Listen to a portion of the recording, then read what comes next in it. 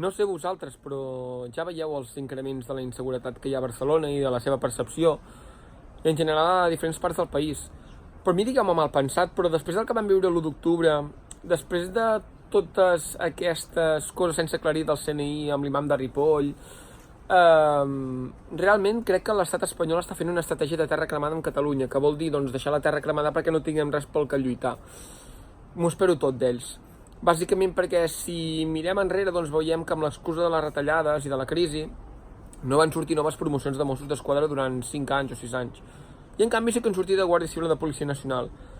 Això què fa? Doncs que hi havia Mossos que es jubilaven, hi havia Mossos doncs, que canviaven de cos cap a una policia local, hi havia Mossos que canviaven de professió i no es reomplien aquests llocs. No es reomplien i seguíem doncs, amb menys efectius a Catalunya per lluitar contra la inseguretat. I si a més aquesta es va incrementant, doncs aquí tens un gran problema. I dona la casualitat doncs, que ara ja surt la Policia Nacional i la Guàrdia Civil dient que ja vol recuperar algunes competències doncs, per fer seguretat ciutadana a Barcelona i la Jonquera perquè no donen a l'abast als Mossos. Home, és que si a més de tot això hi sumem de que per la gràcia dels jutges hem de tenir unes patrulles davant d'uns jutjats vigilant 4 parets perquè no fos cas que les pintessin, doncs encara creen un problema de seguretat més gran. Tinc aquesta sensació, bé, tenint en compte, doncs ja hem dit del tema de l'imam de Ripoll, de que el CNI no ho explica, de que s'han inventat informes sobre finances de polítics, etc per encausar-los, i per resulta que no tenien res.